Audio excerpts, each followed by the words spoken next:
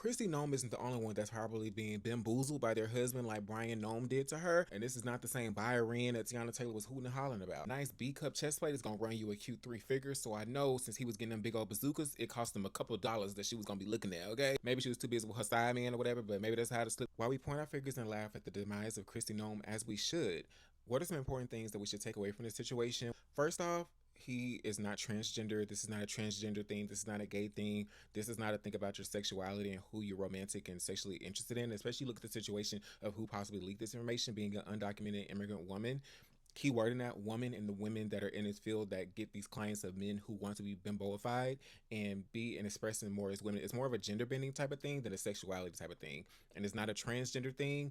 And I think that's important to say and know that this verbiage is not a LGBTQ plus issue. This is more so a intimacy and fetish type of content that he is into and involved in, similar to what we heard from Frank in that season, the last season of White Lotus, where he gave this monologue about how he wanted to be the Asian women that he was lusting after and constantly wanting to view them in intimate ways. He was realizing that he wanted to dress up and exist as them, not in a transgender type of way, something that he could slip on and out of. Something akin to going to a masquerade ball and having a good time and leaving everything there like a glass slipper of Cinderella of sorts. You know what I mean? Kristi, girl, how was you blindsided by them big old bimbo beaties? Girl, please. This is a real life and a peek into the suburbs. And another show, DTF St. Louis, airing right now, where David Harbour is playing a character named Floyd who likes to enjoy watching his wife be intimate with his male friend. And some may say that that is gay, bisexual, whatever, but that's his personal interest and intrigue. And like, it just showcases how varying things are, and you never know who your partner is. And it's something that may come about years later down the line or whatever, and how important it is to have these conversations. And also important to not be a part of the people who vote and vilify and want to take away the rights from the communities that you want to enjoy when it's time for you to seek pleasure and have your fantasies fulfilled. You can't do those things. It's not okay for you to do those things and indulge in those things while also indulging and participating in the stripping of rights of those that you want to reap the benefits of in the dark in your downtime.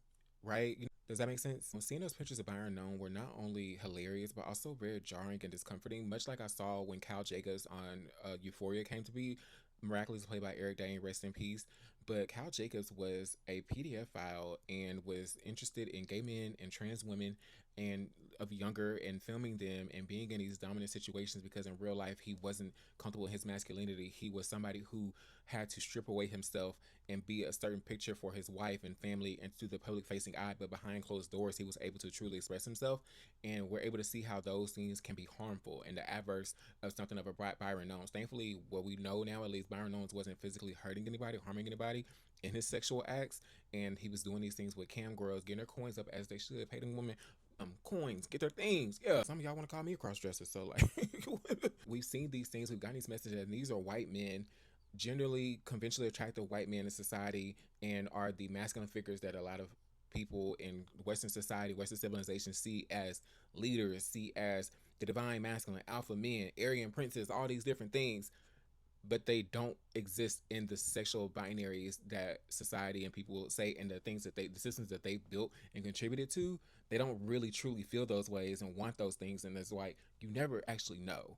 So when EJ Johnson's come to tell you, I ain't listen, leave it alone. It comes down to sexuality being a spectrum, because a lot of men from the suburbs to the Supreme Courts and all these different secret societies and rooms, from the blue collar workers, the people that you meet in a grocery store passing by, they exist beyond a gender binary and sexual expression, and a lot of times they want to strip away themselves and step into the skins of a woman or somebody beyond the binaries that they're used to and their comfortability. Much like we heard from Sam Rockwell's Frank, who stated that he wanted to become an Asian woman and exist as that, and it not affect his sexual orientation, and it just be a fulfilled fantasy in those moments, but in everyday life want to benefit off of the white masculine male supremacy and the patriarchy that they uphold as well. It's not a thing of them choosing and wanting to say that what they're voting for is bad or whatever, because the way that they think and the way that they feel is both and.